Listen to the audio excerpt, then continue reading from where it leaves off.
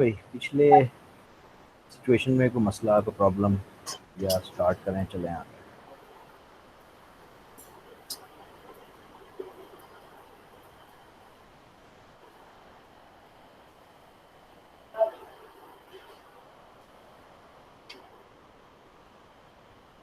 यार पिछली class disturb हो गई थी तो मेरा ख्याल है हमने गुई से स्टार्ट करना था। अब मुझे याद करवाओ कि क्या यही था, यहीं से था? कोई है ही नहीं। आगे से। है कि चक्कर है? Hello sir. मैंने कहा कोई बंदा ही नहीं है इधर, क्या चक्कर है?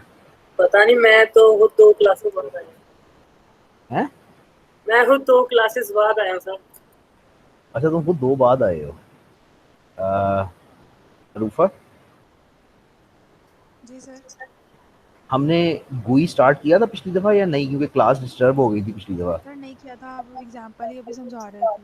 हाँ तो बस फिर यहाँ से स्टार्ट करते हैं, ठीक है? गुई से स्टार्ट करते हैं, नो प्रॉब्लम। तो गुई जो है ये मतलब ये है तो काफ़ी आसान। लेकिन ये मतलब ये तुम्हारी डेस्कटॉप एप्लीकेशंस बनाने के काम आता है। ये जो गुई का टॉपिक है ये तुम्हारी डेस्कटॉप की एप्लीकेशंस बनाता है as oppose to web applications, ठीक है? मतलब इसमें जो चीज़ें होती हैं वो जैसे बटन्स हैं, मेन्यूज़ हैं, स्क्रॉल बार्स, कोई भी चीज़ जो तुम गुई के अंदर देखते हो ना, टेक्स्ट फील्ड्स, ये सारी चीज़ें गुई एप्लीकेशन का हिस्सा होती हैं, ठीक है? इसमें दो पैकेजेस हैं जो जावा में गुई बनाने के काम आते हैं। एक को AWT कहते हैं, ठीक है, और एक को स्विंग कहते हैं। स्विंग तुमने इस्तेमाल किया भी है, वो जे ऑप्शन पेन के लिए, ठीक है? ये पढ़ किताब से लेना, मैं सिर्फ थोड़ी सी समरी लिख रहा हूँ जो चीज़ें इंपॉर्टेंट हैं। AWT से बनता है एब्स्ट्रैक्ट विंडोइंग टूल किट, ठीक है?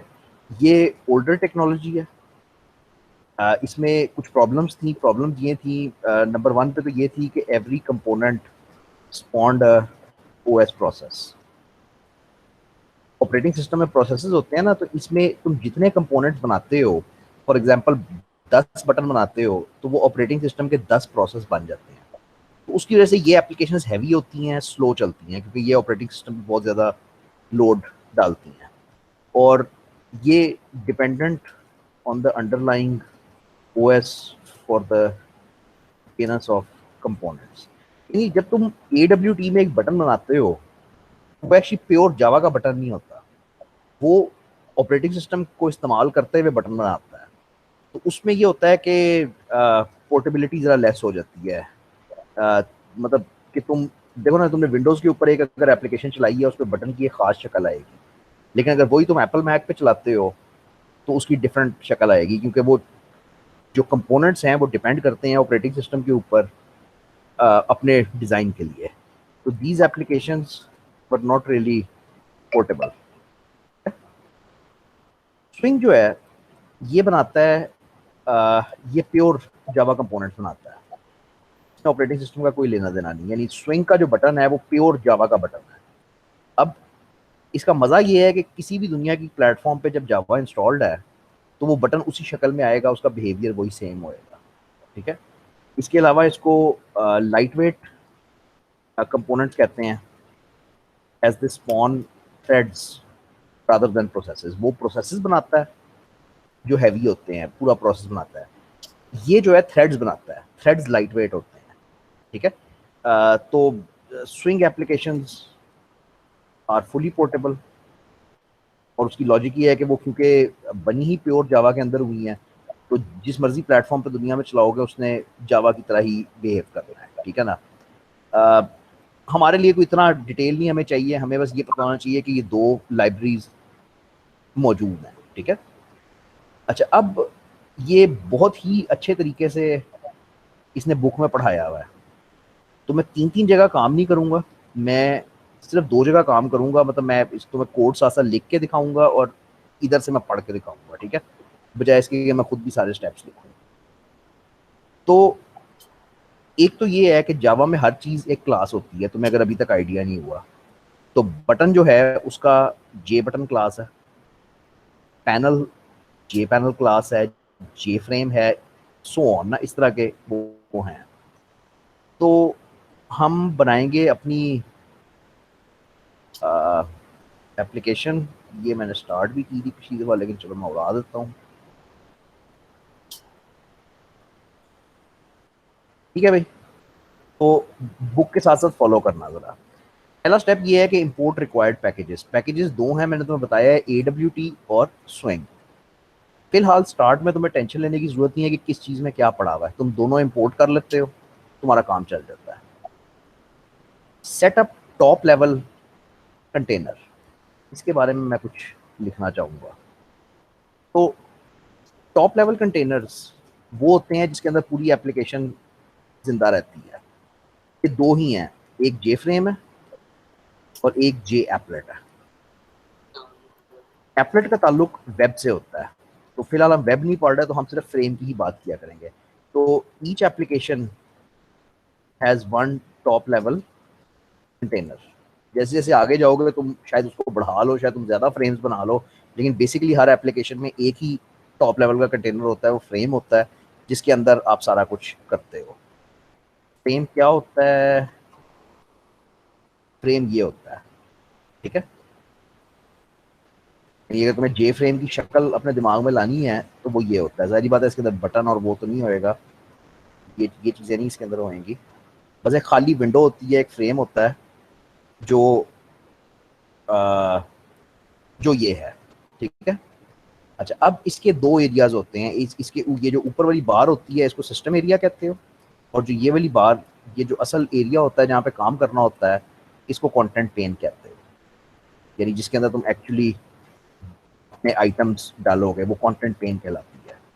और इसी तरह से सिस्टम एरिया होता है। सिस्टम एरिया फिक्स होता है, उसमें एक ही छोटा सा जावा का आइकॉन बना होता है, कुछ 3 बटन बने होते हैं। इसको तुम कस्टमाइज कर सकते हो, लेकिन वो मतलब हमारा कोई खास ताल्लुक नहीं है उससे। हम जैसे ही एक जे फ्रेम बनाएंगे, हमारे पास ये एक खाली इस तरह का ऑब्जेक्ट बन जाएगा, ठीक है। तो दूसरा स्टेप यही होएगा किसी भी एप्लीकेशन का। पहला पैकेजेस था, दूसरा ये है कि टॉप लेवल का कंटेनर सेट करना है। तो मैं एक जे फ्रेम बना लेता हूँ। ये मेरा टॉप लेवल का कंटेनर सेट हो। तीसरा स्टेप ये होता है कि उसमें से कंटेंट पेन निकालते हो। यानी टॉप लेवल कंटेनर जो तुमने बनाया है, उसमें से ये वाला एरिया निकाल के पकड़ते हो। ये कैसे पकड़ते हो? फ्रेम का गेट कंटेंट पेन का मेथड है, ये तुम्हें कंटेंट पेन ला के दे देता है, ठीक है। इसको रखते हो एक कंटेनर टाइप के ऑब्जेक्ट में। तो पहला स्टेप ये था कि हमने फ्रेम बना लिया, दूसरा ये था कि हमने ये वाला ऑब्जेक्ट, ये वाली जो एरिया सारा निकाल के कंटेनर क्लास के एक ऑब्जेक्ट कॉन में रख लिया। तीसरा स्टेप होता है लेआउट सेट करना।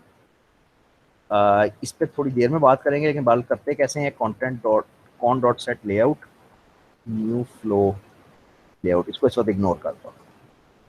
बस जी, बेसिकली काम खत्म हो गया। अब आप क्रिएट एंड ऐड कंपोनेंट्स करोगे। अब आपके पास एक खाली एप्लीकेशन का स्ट्रक्चर आ गया, फ्रेम आ गया। अब आप उसके अंदर चीज़ें बनाओगे और ऐड करोगे। अब यहाँ पे आपके ऊपर डिपेंड करता है कि तुमने क्या बनाना है, क्या करना है। तो मैं एक टेक्स्ट फील्ड बना रहा हूँ, तो जे टेक्स्ट फील्ड की क्लास है।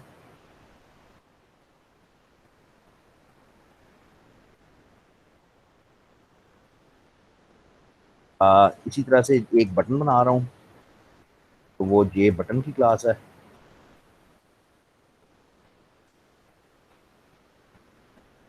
कंस्ट्रक्टर्स इंटरेस्टिंग होते हैं, खुद थोड़ा खेलोगे तो पता चलेगा। टेक्स्ट फील्ड के कंस्ट्रक्टर में तुम उसका साइज लिख सकते हो, यानी चौड़ाई उसकी कितनी आएगी। और बटन के कंस्ट्रक्टर में तुम ये लिख सकते हो कि उसके ऊपर लिखा क्या होएगा, यानी बटन के ऊपर कुछ लिखा हुआ आएगा। तो ये हिस्सा तो वेरिएबल है कि तुम जितनी मर्जी चीज़ें बना लो, उसमें डाली जो, तो वो उसमें ऐड होती जाती हैं। ये क्रिएट एंड ऐड कंपोनेंट्स है। अच्छा, अभी ये ऐड नहीं हुए, सॉरी सॉरी, ये क्रिएट हुए हैं, बने हैं अभी सिर्फ ऑब्जेक्ट्स। अब इनको अपने कंटेनर में ऐड कर दो। जिस तरतीब में ऐड करोगे उस तरतीब में आएंगे। पहले अगर मैंने TF1 ऐड किया तो वो टेक्स्ट फील्ड आएगा, फिर मैंने बटन ऐड किया तो बटन आएगा। फ्रेम बना, उसका कंटेंट एरिया पकड़ा, उसको बताया कि लेआउट कौन सा है। अब ये टोटली डिपेंड करता है कि तुम क्या बनाना चाहते हो। वंस यू आर डन, तो एंड पे फ्रेम को विजिबल करना होता है। फ्रेम बाय डिफॉल्ट इनविजिबल होता है, तो मैं उसका सेट, काफ़ी सारे मेथड यहाँ पे कॉल हो सकते हैं। मैं सेट साइज कॉल कर सकता हूँ और मैं उसका सेट विजिबल कॉल कर सकता हूँ, जो उसको स्क्रीन पे विजिबल कर देगा।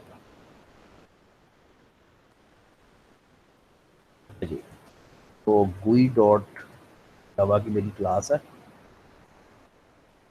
ये फ्रेम बना है, ठीक है, जिसमें एक टेक्स्ट फील्ड है और एक बटन है। जिस तरतीब में ऐड किए होंगे उसी तरतीब में आएंगे। पहले बटन ऐड करते तो पहले बटन आया था। ये टेक्स्ट फील्ड है, ये बटन है। वेरी गुड, ठीक है। एक आधी छोटी सी चीज गौर से देख लेना। ये मैंने एप्लीकेशन रन की है पीछे जावा गुई। अब जब मैं इसको एप्लीकेशन को बंद करता हूँ तो मेरा कमांड प्रॉम्प्ट फंसा हुआ है, ये वापस नहीं आता। इसको कंट्रोल सी करोगे तो वो ब्रेक करना पड़ता है, ठीक है। इससे जांच छुड़ाने के लिए तुम एक बस प्रॉपर्टी सेट करनी होती है basically, jf dot set default close operation.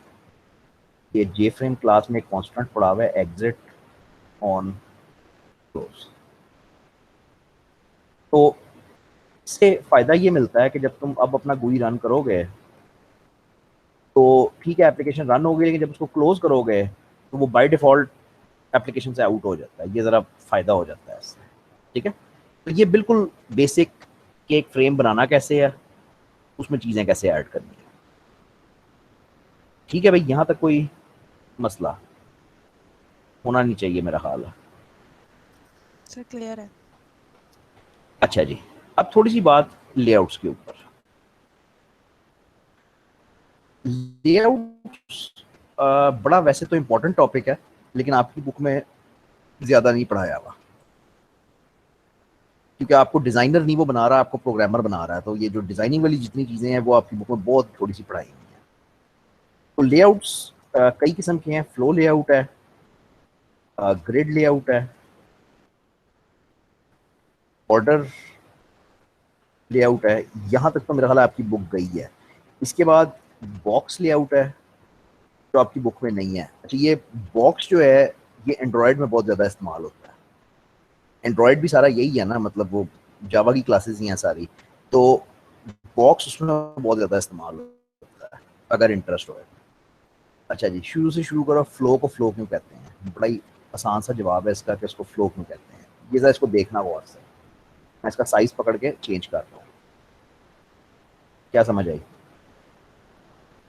चीज़ें खुद ब खुद एडजस्ट करती हैं साइज के हिसाब से, ठीक है। इसको फ्लो लेआउट कहते ही इसलिए हो कि इसमें कोई फिक्स फॉर्मेट नहीं होता, बस चीज़ें रखी जाती हैं और साइज के हिसाब से खुद ब खुद एप्लीकेशन इनको एडजस्ट करती है, फ्लो करती है, ठीक है।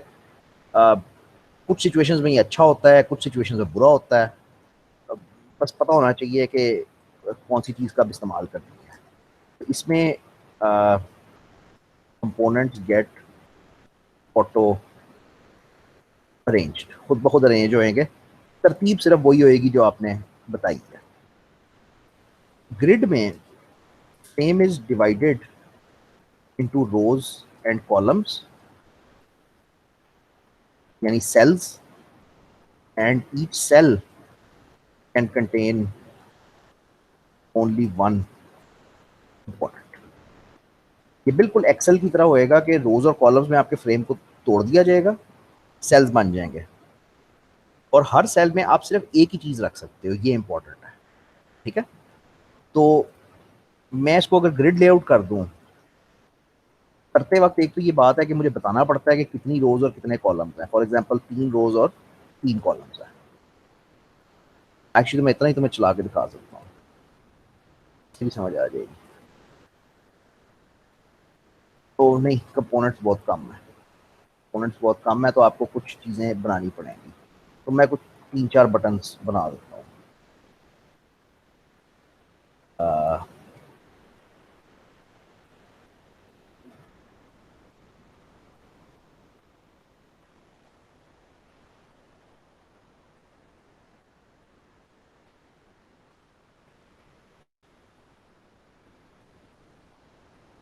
ठीक है जी, मैंने कोई 3-4 बटन बना दिए और अब इनको ऐड कर दो। तो JB2, JB3, JB4, JB5, ये किया इसलिए ताकि वो जरा पूरा आपको नजर आए ग्रिड ना, वरना नजर नहीं आता। तो ये अब आपको ग्रिड पूरा नजर आएगा। 3 रोज और 3 कॉलम्स हैं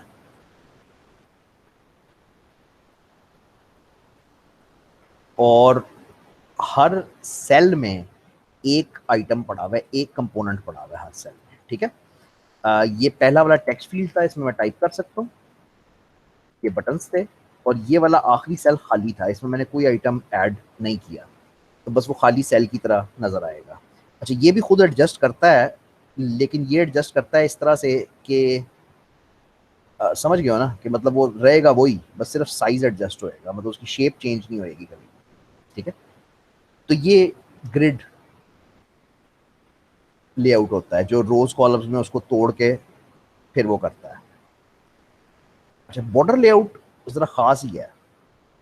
फ्रेम इज प्री डिवाइडेड कह लो, फिक्स्ड होता है डिवीजन ना, pre divided into 5 portions called north, south, east, west और सेंटर। ग्रिड लेआउट में तुम्हें बड़ी आज़ादी है, तुम जितनी मर्जी रोज कॉलम्स बना लो, उसको एडजस्ट करते रहो। बॉर्डर में ऐसा नहीं है। बॉर्डर में फ्रेम के 5 ही हिस्से हैं, उनको तुम चेंज नहीं कर सकते। बॉर्डर ज़रा करना भी थोड़ा सा मुश्किल होता है। तो बॉर्डर लेआउट को रोज कॉलम्स नहीं बताने, बॉर्डर को फिक्स है, 5 हिस्से हैं। ठीक है, तो मैं 5 चीज़ें ऐड कर सकता हूँ, 1 2 3 4 5 यहाँ तक ऐड करता हूँ। ठीक है, अच्छा, अभी एक खास बात है इसमें, ऑर्डर में जब चीज़ ऐड करते हो तो उसको बताना पड़ता है कि उसके किस हिस्से में ऐड कर रहे हो। तो नॉर्थ में मैंने TF1 ऐड किया, साउथ में ये ऐड किया, ईस्ट, वेस्ट और सेंटर। और एक और ख़ास बात, कि लिखने का अंदाज तुम्हें समझ आना चाहिए। अब कैपिटल लेटर से कुछ चीज़ स्टार्ट किया तो ये क्लास होएगी। बॉर्डर लेआउट एक क्लास है जावा के अंदर, और अगर ऑल कैप्स के अंदर कुछ लिखा है तो दैट मीन्स कि ये एक कांस्टेंट है, ये एक कांस्टेंट है जो उस क्लास के अंदर पड़ा हुआ है। ठीक है, तो पहले तो इसकी जरा शक्ल देखो, ये इसकी शक्ल होती है। ठीक है, 5 पार्ट्स। नॉर्थ में मैंने टेक्स्ट फील्ड ऐड किया था, बाकी मेरे पास बटन ही थे तो मैंने बटन कर दिए, लेकिन इसकी शक्ल देख लो जरा, नॉर्थ, साउथ, ईस्ट, वेस्ट और सेंटर एक बड़ा सा है। अच्छा, अगेन इसको एडजस्ट करोगे तो इसको होएगा कुछ नहीं, सिर्फ साइज चेंज होएगा, शेप और लेआउट बिल्कुल वैसे ही रहेगा जिस तरह पहले था। ये 5 मिनट के अंदर टॉपिक नहीं हो सकता लेआउट्स का, ये इतना वसी टॉपिक है कि कोई फ्रंट एंड का डिजाइनर होए तो वो आपको पूरा दिन सिर्फ लेआउट्स पढ़ा सकता है, इसमें इतनी डिटेल है। लेकिन अगेन आपकी बुक ने सिर्फ उसको टच किया है उसे दिखाने के लिए एक तरीके से ना। एग्जाम्पल कर लें, ये सब बुक में बना हुआ है, ये टॉपिक बहुत अच्छा लिखा हुआ है बुक में, ये विद एग्जाम्पल्स लिखा हुआ है। ठीक है, ये हमने ग्रिड बनाया। अच्छा हाँ, ये नहीं मैंने आपको करके दिखाया, बेसिकली ये है कि जब आप ग्रिड लेआउट बनाते हो ना, चलिए मैं आगे आपको करके दिखा देता हूँ। ये बॉर्डर है, north, south, east, west, centre, fix हिस्से हैं 5। और इसमें एक छोटी सी ये बात है कि अगर आप एक हिस्से में कुछ चीज़ ऐड नहीं ना करते, फॉर एग्जाम्पल मैं सेंटर में कुछ नहीं ऐड करता, तो सेंटर आपको नजर ही नहीं आएगा। ठीक है, सेंटर में कोई आइटम मतलब कुछ नहीं है तो बस वो नजर नहीं आएगा, मतलब वो है ही कुछ नहीं वहां पे। अब आपकी एप्लीकेशन 4 कोनों में पड़ी है।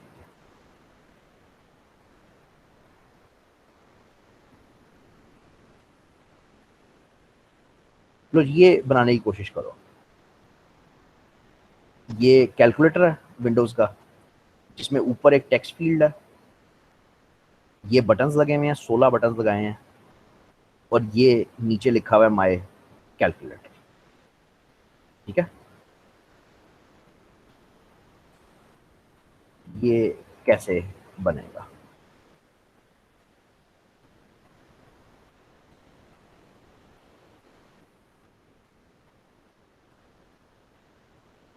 इसमें जो बेसिक फ्रेम का लेआउट है ना, वो बॉर्डर होएगा। Frame layout should be border, ठीक है। अच्छा, इसका नॉर्थ भी आसान है, नॉर्थ में हमने एक टेक्स्ट फील्ड रख दिया, और साउथ भी आसान है, साउथ में हमने एक लेबल लगा दिया, बस ना टेक्स्ट लिखा है, टेक्स्ट को बस सिंपल लेबल कहते हो ना, एक लेबल लगाना। सेंटर में प्रॉब्लम है, सेंटर में 16 बटन लगे हुए हैं। 16 बटन तो नहीं आ सकते सेंटर में। हर सेल में सिर्फ एक कंपोनेंट आता है, नॉर्थ में एक आता है, साउथ में एक आता है, सेंटर में एक आता है। ये सेंटर में 16 बटन तो लगने का चांस नहीं है। तो इसको हम हल ऐसे करते हैं कि हम एक अनदर कंटेनर कॉल्ड जे पैनल, हम एक और कंटेनर रहते हैं जे पैनल, ठीक है। ये टॉप लेवल कंटेनर नहीं है, टॉप लेवल कंटेनर तो एप्लीकेशन में एक ही होएगा। ये लो लेवल कंटेनर है, जिसका कॉन्सेप्ट ये है कि इसको तुम टॉप लेवल कंटेनर में ऐड कर सकते हो। तो हम लेते हैं एक जे पैनल और इसको सेट करते हैं ग्रिड लेआउट पे। Set it to grid, add 16 buttons, हो गया ना। ये इसका ग्रिड लेआउट बन गया और इसमें 16 बटन लग गए, कोई मसला नहीं। अब ट्रिक ये है कि now add the panel to the centre of the frame. यानी जब ये पैनल तैयार हो जाएगा तो हम ये पूरा पैनल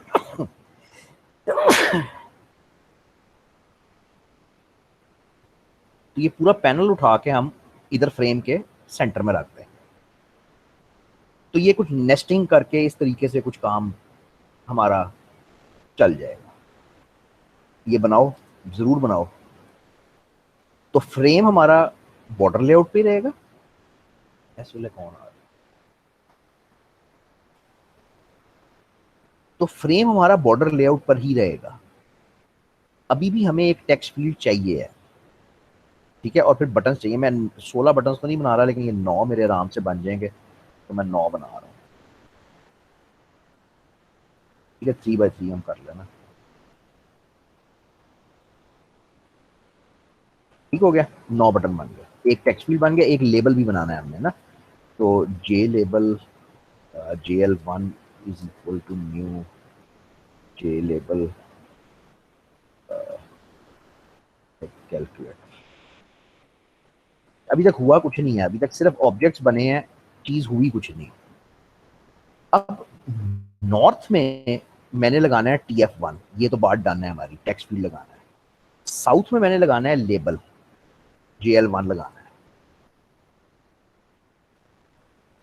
सेंटर में आपको पता है कि आपने कोई पैनल टाइप की चीज लगानी है, आपको पता है कि आपने यहाँ पे पैनल लगाना है।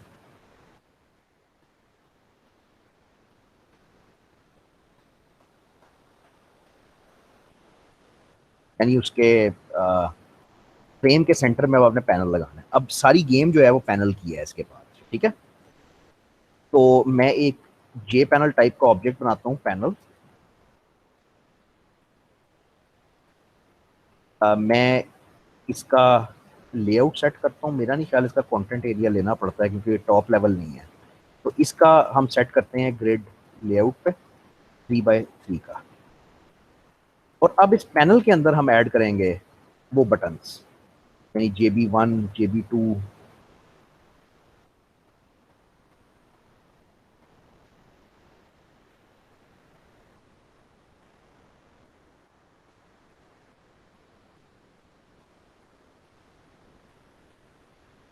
मुश्किल तो नहीं हुई। मैंने पैनल के अंदर उठा के वो सारे बटन्स ऐड कर दिए। अब ट्रिक एंड पे ये है कि वो पूरा जो तैयार शुदा पैनल है उसको उठा के तुम उस बॉर्डर के सेंटर में डाल देते हो, and this should do the trick. अब इसमें सिर्फ मुझे एक डाउट है छोटा सा, तो ये है कि क्या मुझे उसकी कंटेंट पेन लेनी थी या नहीं। मेरा नहीं ख्याल कि लेनी चाहिए, क्योंकि टॉप लेवल नहीं है। तो ये मेरा वो कैलकुलेटर की शक्ल बन गई कि ऊपर मेरे पास एक टेक्स्ट फील्ड आ गया, ये मेरे पास 9 बटन्स आ गए, और ये नीचे मेरा लेबल लिखा हुआ आ गया। माई कैलकुलेटर का। तो अगर तुम कभी एंड्रॉयड पढ़ो तो एंड्रॉयड में मेरा ख्याल है तुम 1 महीने तक लेआउट्स पढ़ते रहते हो, इतना कॉम्प्लेक्स है, क्योंकि तुम्हारे पास स्क्रीन बिल्कुल छोटी सी होती है, उसके अंदर तुमने सारा कुछ मैनेज करना होता है, तो क्वाइट कॉम्प्लिकेटेड। अच्छा, ये एग्जांपल समझ आता है? ये बुक में से है बिल्कुल, और ज़रा ज़रूरी भी है, करना आना चाहिए।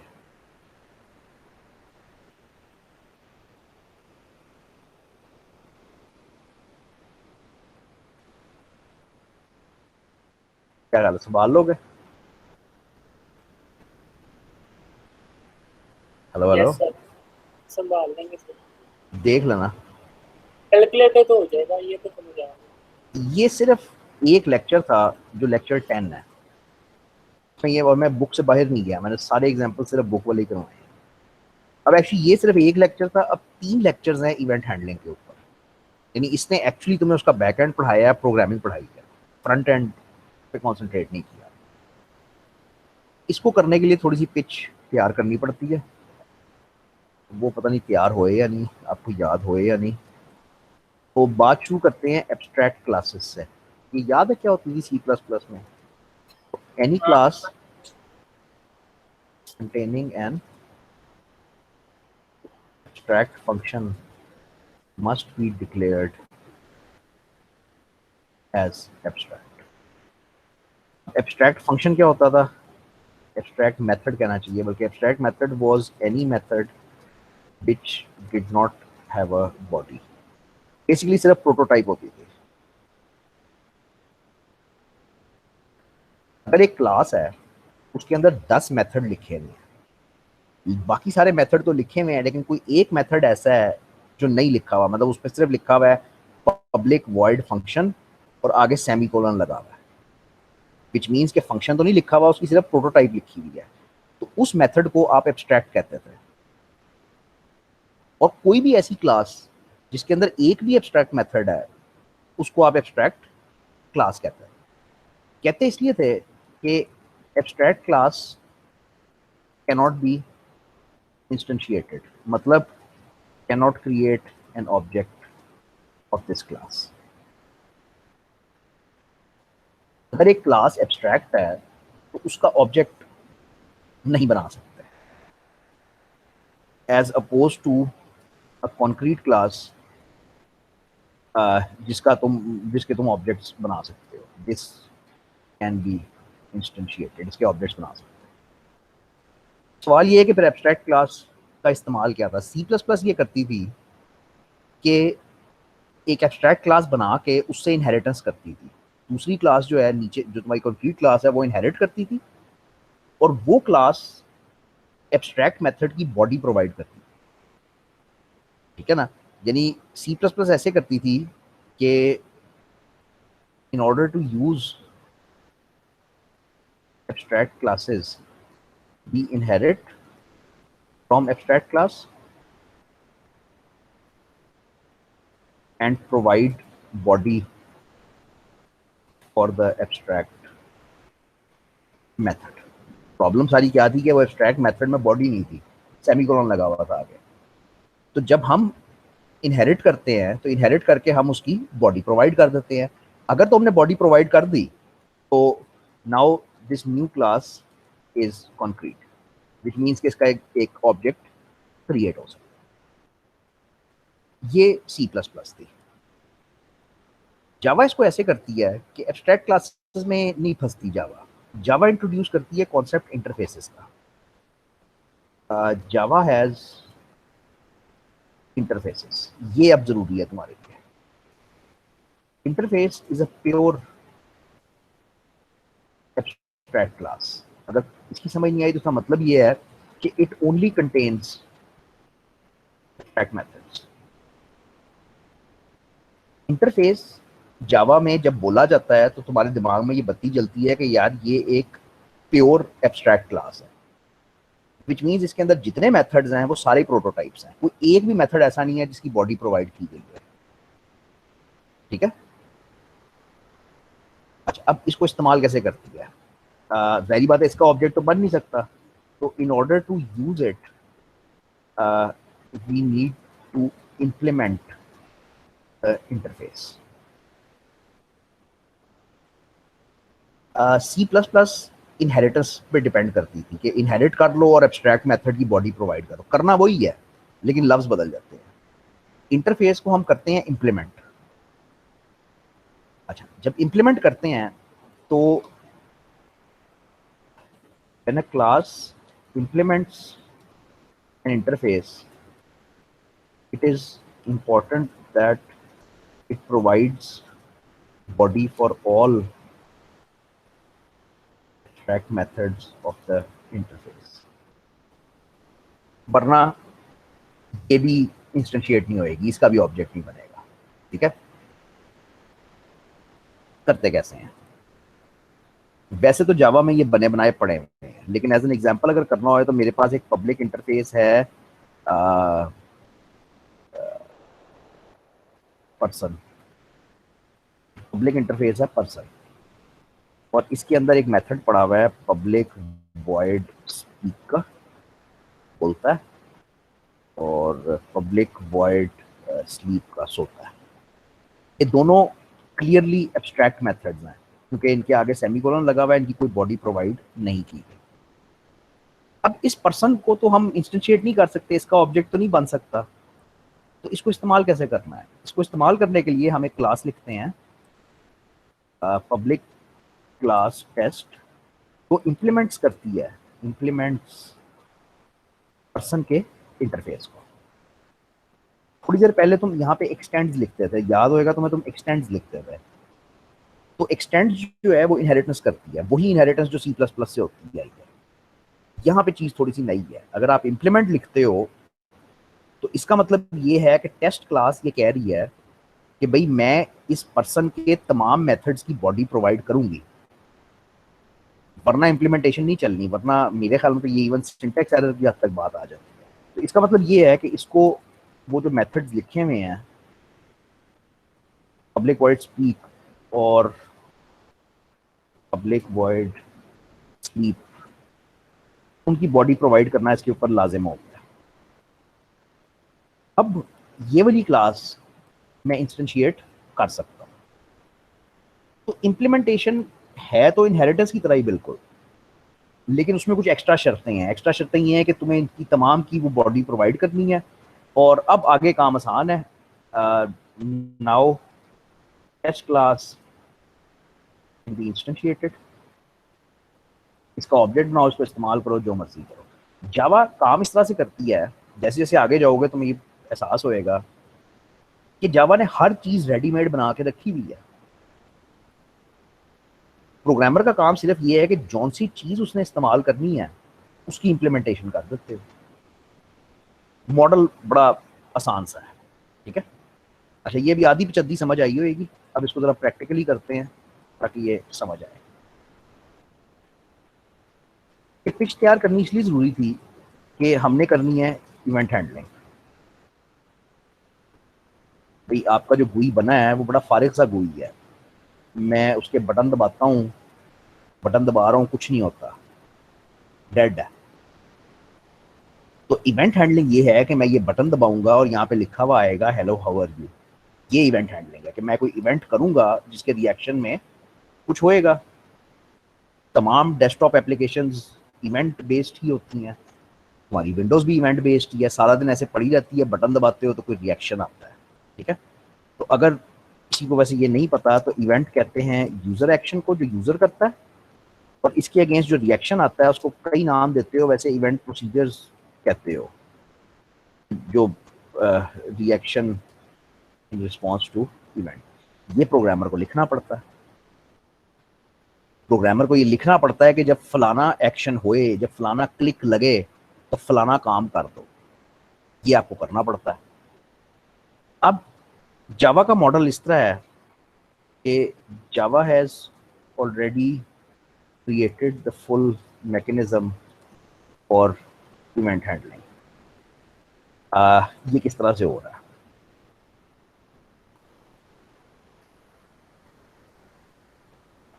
बल्कि पहले बुक से देखते हैं। तो हर एक चीज़ की तरह यहाँ पे इवेंट्स पड़े हुए हैं। फॉर एग्जांपल एक्शन इवेंट जो है ना, ये क्लिक का इवेंट होता है। एडजस्टमेंट इवेंट ये होता है कि जब तुम साइज चेंज करते हो विंडो का या कुछ ऐसे।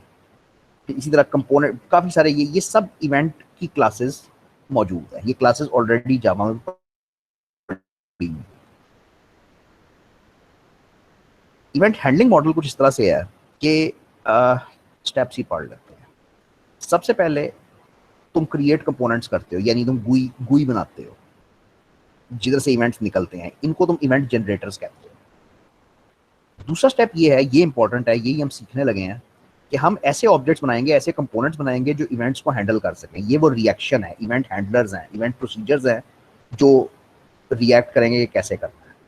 और तीसरा ये है कि रजिस्टर कर देते हो हैंडलर को जनरेटर के साथ। ठीक है, तो अगर मैं ये कहूँ कि ये 3 स्टेप्स में है तो वाकई ऐसे है कि इवेंट जनरेटर्स बनाओ, यानी बेसिकली गुई बनाओ, इवेंट हैंडलर्स बनाओ जो हमने सीखना है बेसिकली, ठीक है, और तीसरा रजिस्ट्रेशन का स्टेप है।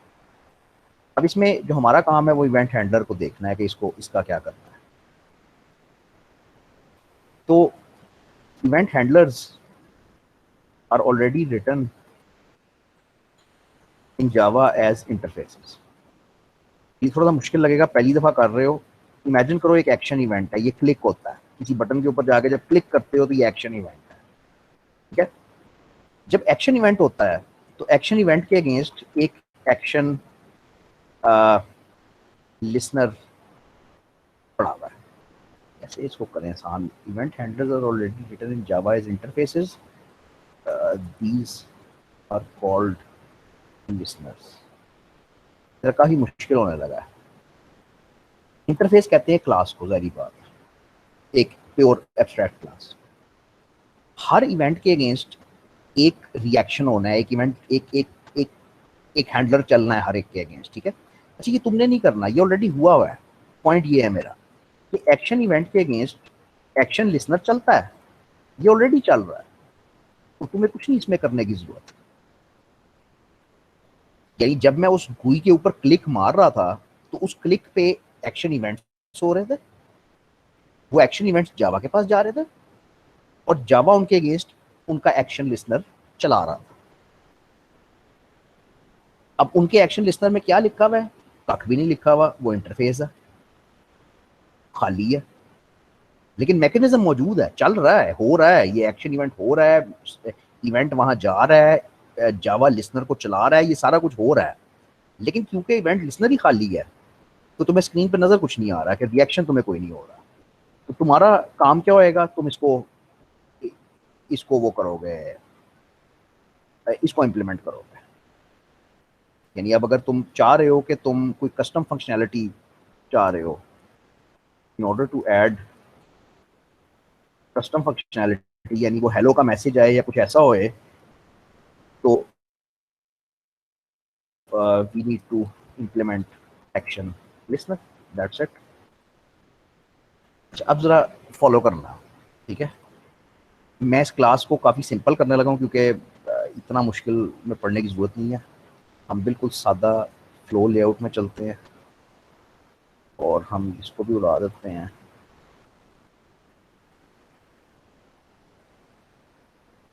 तो असल मसला ये है कि करना कुछ और है ना, हमने एक्शन वाला मकसद कुछ और है करने का।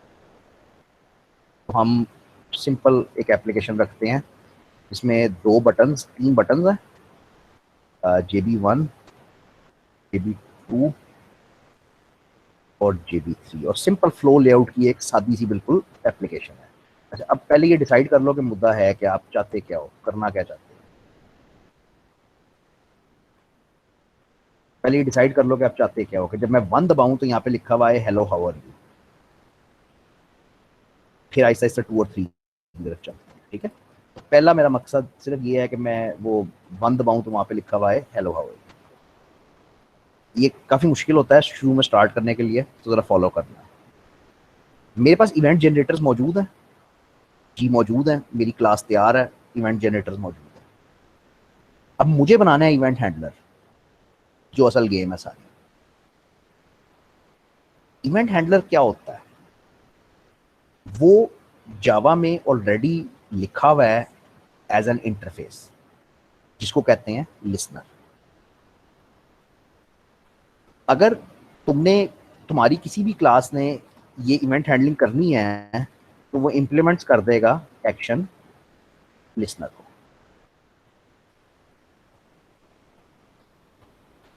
अब तुम्हारी क्लास, जैसे ये तुम लिखते हो, अब तुम्हारी क्लास इवेंट हैंडलर भी बन गई है।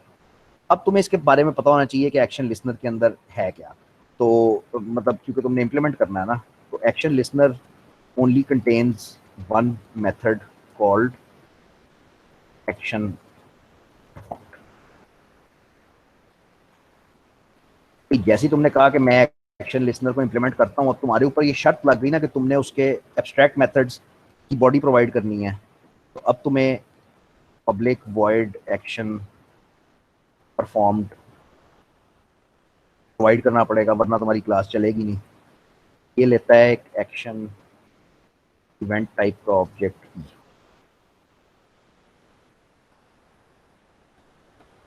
ठीक हो गया अभी तक? अच्छा, अब इसके अंदर करना क्या है, ये तुम्हारी प्रोग्रामिंग है। जितना जो दिल करता है इसके अंदर कर लो, जो तुम्हें आता है कर लो। मैं J option pane show message dialog कर देता हूँ और इसके अंदर एक मैसेज प्रिंट करवा देता हूँ। ना कर,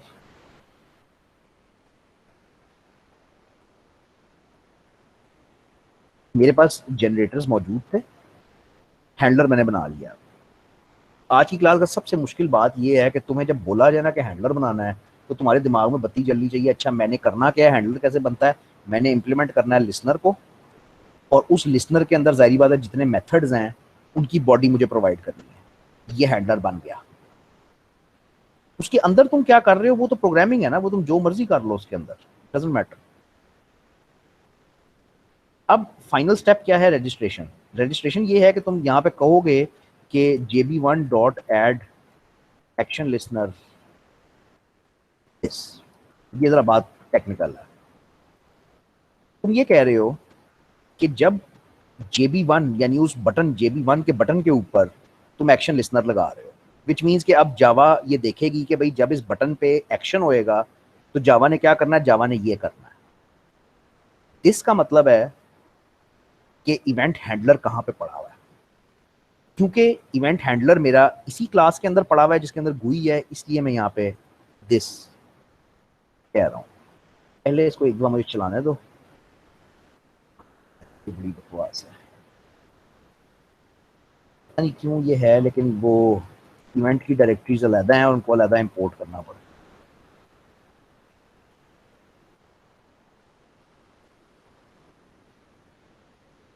अब एक रह गया है और वो दिस के ऊपर है। अच्छा, अब काम जरा टेढ़ा है। ये एरर मतलब मैं निकाल तो देता हूँ आपको, लेकिन अब जरा आपको थोड़ा सा शायद मुश्किल लगे। ये सारा कोड मैं कट कर रहा हूँ, कंट्रोल एक्स कट कर दिया, और इसको जाके मैं एक डिफरेंट मेथड के अंदर पेस्ट कर रहा हूँ। मेथड क्या है? कंस्ट्रक्टर। क्लास का जो कंस्ट्रक्टर है ना, मैं उसके अंदर ये सारा कोड पेस्ट करता हूँ। ठीक है, और मेन में क्या कहूँगा, मेन में सिर्फ इस क्लास का एक ऑब्जेक्ट बना दूंगा।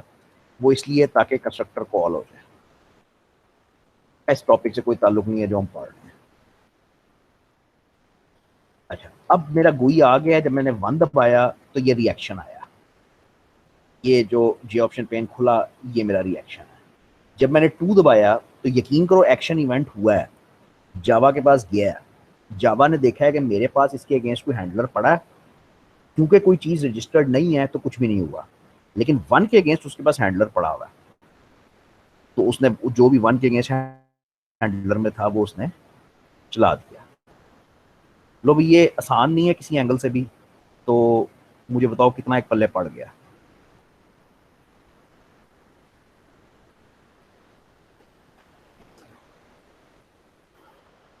सर कंस्ट्रक्टर में ये रखा है, वो नहीं समझ आया।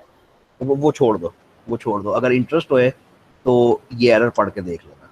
मैं सब बाकियों को गुम नहीं करना चाहता। ये एरर पढ़ो। Non static variable this cannot be reference from a static context. Problem ये है कि वो कहता है कि जो दिस है ना, ये नॉन स्टैटिक है और मेन का फंक्शन स्टैटिक है। तो ये इलाज निकालने, इसका इलाज निकालने के लिए मैंने ये जुगाड़ किया, जुगाड़ है बेसिकली। अच्छा, अब इस सारे तमाशे को एक डिफरेंट तरीके से करो। अगर मेरा ये चल गया तो मैं आपको ये करवाना चाहता हूँ। चल गया, भी चल गया, गुड। लो भाई, ये मैंने तो अभी तक ये रखा हुआ है 6.5 वर्जन। तुम्हारे पास जो भी वर्जन है तुम्हें उसमें देखना पड़ेगा।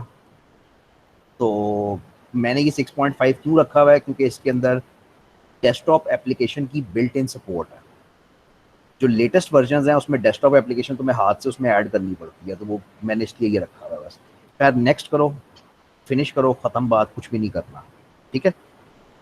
तो ये नेटबीन्स में तुम्हारी एक डेस्कटॉप एप्लीकेशन तैयार हो गई। इसके लेफ्ट साइड पे इसके प्रोजेक्ट का स्ट्रक्चर है। मेरा नहीं ख्याल पहले दिन इसको देखने की कोई भी सेंस बनती है, पहले दिन कोई सेंस नहीं बनती। दरमियान में एक विंडो है जिसमें एक फ्रेम बना बनाया मिल गया। ये तुम्हारी वो टॉप लेवल वो है ना, कंटेनर जिस पर तुम काम करोगे। राइट साइड पे ये तुम्हारा पैलेट पड़ा हुआ है जिसमें ये तुम्हारे सारे कंपोनेंट्स पड़े हुए हैं। तो फॉर एग्जांपल जो एप्लीकेशन अभी हमने बनाई है उसमें एक टेक्स्ट फील्ड है। तो टेक्स्ट फील्ड तलाश करो, ये टेक्स्ट फील्ड है, पकड़ो, ड्रैग किया, ड्रॉप किया, ये टेक्स्ट फील्ड बन गया। ठीक है जी। टेक्स्ट फील्ड से पहले तुम्हें एक लेबल चाहिए, ये लेबल पकड़ो, ये लेबल इधर। एक और लेबल चाहिए, ये पकड़ो, ये इधर लगा दो। और टेक्स्ट फील्ड चाहिए, इधर लगा दो। और एक बटन चाहिए डेफिनेटली, ये बटन आ गया। ठीक है जी, ये तुम्हारी गुई बन गई। जरा संभाल के करना कि क्या हो रहा है। वो गुई जो अभी मैंने तुम्हें सिखाई इस तरह से कि कौन डॉट ऐड करो, बटन्स बनाओ, ऑब्जेक्ट्स बनाओ, ये करो, वो सारी गुई तुम्हारी यहाँ पे इस तरह से ड्रैग ड्रॉप से खड़ी हो गई है। ठीक है, इसको एडिट कर लो, करना है तो ये मेरा है नेम और ये मेरा है एड्रेस, व्हाटएवर। और इसके अंदर जो टेक्स्ट लिखा हुआ है वो भी एडिट कर लो ना, वो राइट क्लिक से नहीं होता। ये क्या चक्कर है? अच्छा, फिर ये मुश्किल काम है थोड़ा सा। तो फिर ये ऐसे होएगा कि ये जो हर कंपोनेंट तुम लगाते हो ना, इसके ऊपर जब क्लिक करोगे तो ये हाईलाइट हो जाता है। जब हाईलाइट होता है तो ये पैलेट के नीचे यहाँ पे उसकी प्रॉपर्टीज आ जाती हैं कि ये मेरा एक टेक्स्ट फील्ड क्लास का ऑब्जेक्ट था, इस ऑब्जेक्ट का नाम है जे टेक्स्ट फील्ड 1 और ये उसकी कुछ प्रॉपर्टीज पड़ी हुई है। इतना मुश्किल हो नहीं सकता वैसे ये खत्म करना। मैं एक सेकंड ठहरना, है तो एडिट टेक्स्ट, पता नहीं मुझे क्या हुआ, ये था एडिट टेक्स्ट। बल खैर वो वरना प्रॉपर्टीज में से जाके करना पड़ता है। और फाइनली ये बटन के ऊपर मैं कहता हूँ व्हाटएवर लॉगिन या जो भी है। ठीक है जी, तो ये आपकी गुई की एप्लीकेशन 2.5 मिनट के अंदर तैयार हो गई। एप्लीकेशन चलाते किस तरह हो, ये ऊपर प्ले का बटन बना हुआ है, या रन में जाके वो कर दो, इसको मतलब रन कर दो, बिल्ड कर लो या रन कर लो। तो मैं इसको प्ले के बटन को दबाता हूँ। नीचे यहाँ पे वो कंपाइलेशन की डिटेल्स आती हैं कि कंपाइल करता है, रन करता है। क्योंकि अभी कोई कोड ही नहीं था हमारा, तो कुछ था ही नहीं, सिंपल सा ये गुई था, ये बन गया, वेरी गुड। ये अब रन हो रही है एप्लीकेशन। ठीक है, ये मेरी एप्लीकेशन रन हो रही है और यहाँ पे मैं नाम लिख के, ये लिख के ओके कर सकता हूँ। बंद करो, वापस जाओ। यहाँ तक कोई मुश्किल बनता नहीं है। सर हम जो नेट बीन से गुई बना रहे हैं उससे हमें कोड तो नहीं पता चलेगा ना? कोड पता चल रहा है, लेकिन अब वो पहले दिन ही सारा कुछ करना थोड़ी जाती है। ये मैं ऊपर यहाँ पे हूँ ना, इस टैब पे हूँ, ये मेरा फ्रेम खुला हुआ है, ये इसका डिज़ाइन व्यू है, ये इसका सोर्स व्यू है। ठीक है, तो सोर्स व्यू में जाओगे तो पीछे वो सारा कोड लिखा जा रहा है जो तुमने किया है। यानी ये तुमने बटन बनाया है, ये तुमने लेबल बनाया है, ये टेक्स्ट फील्ड्स बनाए हैं, तो सारा कोड तुम्हें पीछे मिलेगा। ठीक है, ये तो ये तुम्हारा न्यू पैनल बन गया, ये न्यू टेक्स्ट फील्ड बन गया, न्यू लेबल। तो वो सारा कोड जो तुम हाथ से लिख रहे हो, कोड तो वही है। नेटबीन्स बस जरा इजाजत दे देता है तुम्हें ड्रैग ड्रॉप की, लेकिन प्लीज पीछे वो सारा कुछ हो रहा है, डेफिनेटली हो रहा है। अच्छा जी, अब मैं इवेंट हैंडलिंग करता हूँ, मैं इस पर राइट क्लिक करता हूँ और मैं कहता हूँ इवेंट्स, एक्शन, एक्शन परफॉर्म। यानी मैं कौन से इवेंट को डील कर रहा हूँ, एक्शन इवेंट को, जो मैं अभी करके आया हूँ। और मैं उसको कहता हूँ, अब एक्शन इवेंट के अंदर मेथड एक ही था, सिर्फ है ही एक्शन परफॉर्म का मेथड ना, तो मैं उस पर क्लिक करूंगा तो देखना क्या करता है, वो तुम्हें सीधा उस जगह पे ले जाता है जहां पे तुमने मेथड की बॉडी प्रोवाइड करनी है। तुमने कोई इंप्लीमेंटेशन नहीं की, पीछे खुद ब खुद हो गई। तुमने कोई वो रजिस्ट्रेशन नहीं की, खुद ब खुद हो गई। तुमने यहाँ पे सिर्फ कोड लिख देना है कि तुम चाहते क्या हो। तो मैं क्या चाहता हूँ, मैं चाहता हूँ कि जे टेक्स्ट फील्ड 1 था ना, वो डॉट सेट टेक्स्ट,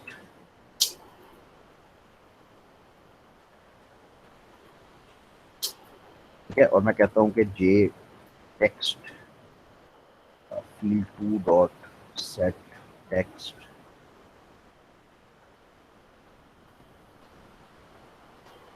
अब जरा एप्लीकेशन चलाओ।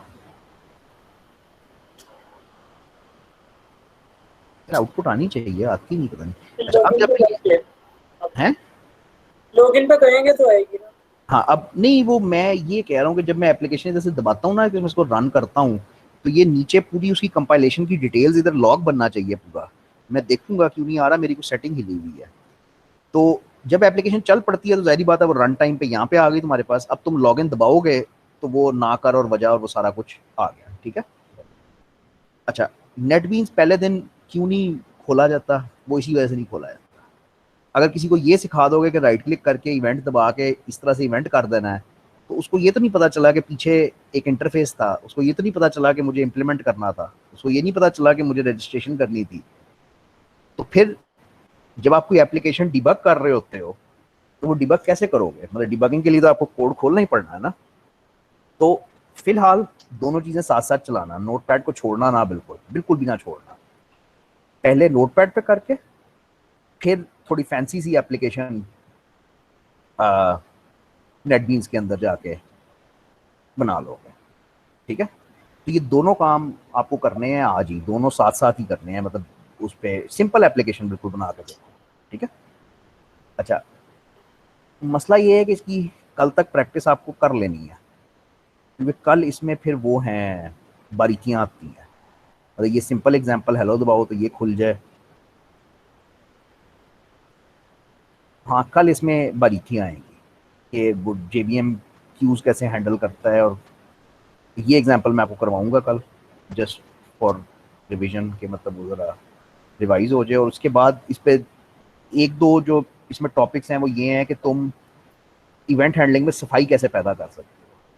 ये बेसिक इवेंट हैंडलिंग तो हो गई, लेकिन इसमें अब बेहतरी कैसे ला सकते हो, सफाई कैसे ला सकते हो, वो वाली चीज़ है।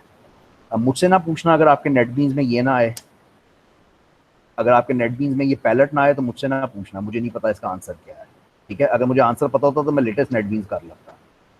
आई एम श्योर आंसर है, कर सकते हो, लेकिन मुझे नहीं पता।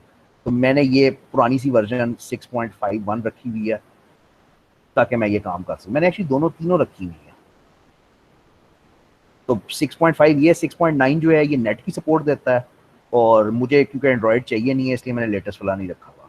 तो जौन से वाले चाहिए होती है मैं वो वर्जन यूज़ कर लेता हूँ, ठीक है भाई। कल तक खपो, कल मिलेंगे इंशाल्लाह ब्रेक के बाद, ओके सर, चलेगा। हाँ जी सर। बहुत शुक्रिया, अल्लाह हाफिज़।